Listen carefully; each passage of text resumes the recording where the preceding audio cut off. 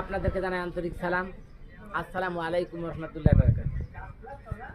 আপনারা ইতিমধ্যে ত্রয়োদশ জাতীয় সংসদ নির্বাচনে জনমনোনীত জননেতা জনাব গাজী নজরুল ইসলাম জামাত মনোনীত প্রার্থী সাতক্ষীরা ৪ শ্যামনগর এলাকায় তার নির্বাচনী পোস্টার সমাবেশে আপনারা দেখতে পেয়েছেন। এখানে আমার স্নেহপাত ভাতিজা আলহাজ নজরুল ইসলামের একান্ত প্রিয় বড় ভাই জনাব আব্দুর রহিমের একমাত্র পুত্র জাহাঙ্গীর আলী, তিনি এমপি মহোদয়ের পোস্টারে নিজের নাম দিয়ে প্রচারের জন্য কাজ করেছেন। আমার একটি ভুল ধারণা ছিল যে জাহাঙ্গীর মনে হয় ব্যক্তি ইচ্ছায় কাজটি করেছেন, কিন্তু তিনি ইতিমধ্যে আমার সাথে বলেছেন যে আঙ্কেল, এটা আমি ব্যক্তি ইচ্ছায় করিনি। এমপি স্যার যখন আক্ষেপ করছে না যে আমার পক্ষে কেউ প্রচারণা করছো না তোমরা, তখন তিনি সংগঠনের অনুমতি সূত্রে এই কাজটি করেছেন।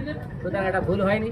সংগঠন যদি অনুমতি দিয়ে থাকে আপনারাও করতে পারেন, এটা কোনো সমস্যা নেই। আমার তো উপস্থিতি আমি মনে করি জামায়াত ইসলামের মনোনীত চেয়ারম্যান আলহাজ নজরুল ইসলাম বুড়িগড় ইউনিয়নের বর্তমান কর্ণধার। প্রথমবারে তিনি মাত্র 21 ভোটে পরাজয় বরণ করেছিলেন। যদি দাতিনাখালী গ্রামের সেরাজুল মোল্লা, যদি ওয়াসিম জোয়ারদারের ছেলে বিধান কুমার জোয়ারদার বাপ্পি জোয়ারদারের গায়ে হাত না দিত, আলহাজ নজরুল ইসলাম প্রথমবারই হতেন ইউনিয়নের কর্ণধার। আমার তো উপস্থিতি আবেগ প্রমাণ হয়ে কথা বলছি না। জাহাঙ্গীরও আবেগ প্রমাণ হয়ে এমপি মহোদয়ের ছবির সাথে তার ছবি আট করেনি, সংগঠনের অনুমোদন সূত্রে কাজ করেছেন। সুতরাং আমার যে ভুল ধারণা ছিল, এজন্য আমি দুঃখ প্রকাশ করি। ভবিষ্যতে কেউ যদি আপনারাও যদি এমপি মহোদয়ের প্রচারের জন্য দাঁড়িপাল্লার প্রচারের স্বার্থে ব্যক্তি খরচে নিজ খরচে এভাবে কাজ করেন, সংগঠন যদি অনুমতি দেয় আমার কোনো আপত্তি নেই বা আমি কোনো ধরনের বক্তব্য দিতে চাই না। সম্মানিত সুধীমণ্ডলী, সংগঠনকে ভালোবাসি, এই জীবনকে গড়ব বলে বারবার তার কাছে আসি। সংগঠনকে ভাঙতে যাদের মন কাঁদে না, তার ইতিহাস ভুলতে যাদের যা আসে না, আমি যেন তাদের মতো সর্বনাশী না হই। বুড়িগড় ইউনিয়নের সংগঠনের জীবনে এমন একটি পরিস্থিতি হয়েছিল, ইউনিয়নের কর্ণধার হিসেবে হয়তো তিনি আসতে পারতেন, কিন্তু তিনি সংগঠনের বিপরীত কাজ করেছিলেন। তাই আমি আলহাজ নজরুল ইসলামকে এই সমাজ উপহার দিয়েছি। এই শিবিরই আগামী দিনের উজ্জ্বল সূর্যের বার্তা। আলহাজ নজরুল ইসলাম তিনি ছিলেন ছাত্র জীবনে বাংলাদেশ ইসলামী ছাত্র শিবিরের উপজেলা সেক্রেটারি। তিনি যদি তার পিতার হাত থেকে সংসারের দায়িত্বভার তুলে না নিতেন, আলহাজ নজরুল ইসলাম হয়তো কেন্দ্রীয় সভাপতি না হলেও কেন্দ্রীয় কার্যকরী পরিষদের সদস্য হতে পারতেন, তিনি যদি ছাত্র জীবন শেষ না করতেন। সুতরাং এই শিবির আগামী দিনের উজ্জ্বল সূর্যের বার্তা।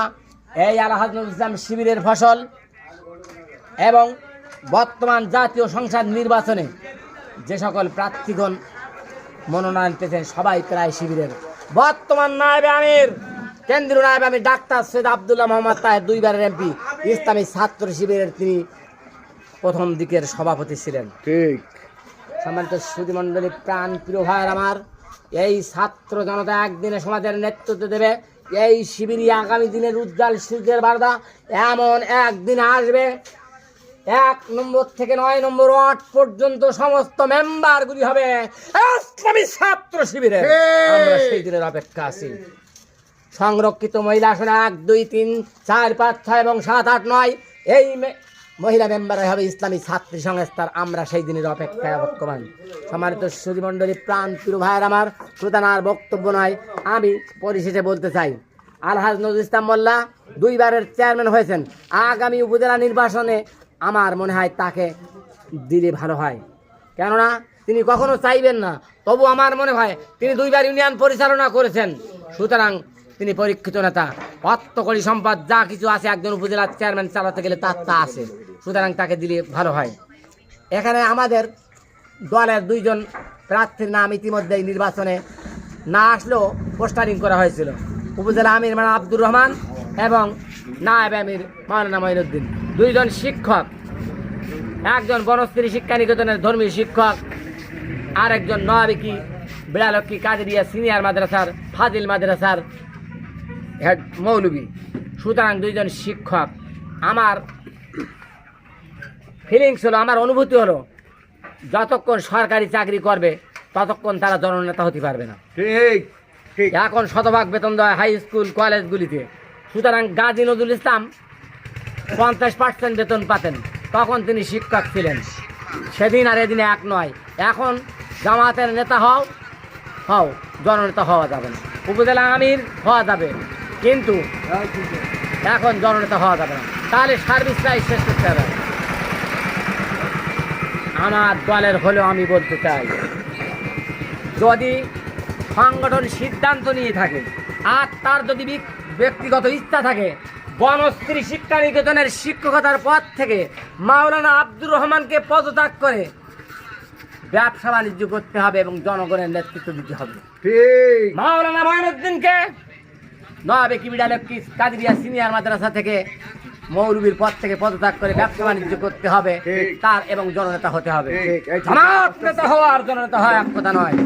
আমি নিজেদের কথা আর বলতে চাই না, সকলের অবগতির জন্য দিলাম। আবেগ প্রবণ হয়ে নাই, বিবেক সম্মত বক্তব্য দিলাম। নিজের ভাইদেরকে নিজে আগে সংশোধন করার চেষ্টা করলাম। আমরা জামাত ইসলামী, আমরা সবাই ভাই ভাই। সুতরাং আমি অন্য দলকে বলিনি, আমার দলের নেতৃবৃন্দের কাছে এই কথাটি বলেছি। আগে জাতীয় সংসদ নির্বাচন হোক, তারপর দেখা যাবে উপজেলা নির্বাচন, তারপর স্থানীয় সরকার নির্বাচন। সকলকে ধন্যবাদ। এতক্ষণ পর্যন্ত আমার কথাগুলি আপনারা সুদীর্ঘভাবে শুনছেন, এজন্য সকলকে আন্তরিক ধন্যবাদ জানিয়ে এখানে শেষ করছি। জামাত ইসলামী বাংলাদেশ জিন্দাবাদ, বুড়িগঞ্জ ইউনিয়ন পরিষদ জিন্দাবাদ। নারায়ে তাকবীর, আল্লাহু আকবার। সুন্দর।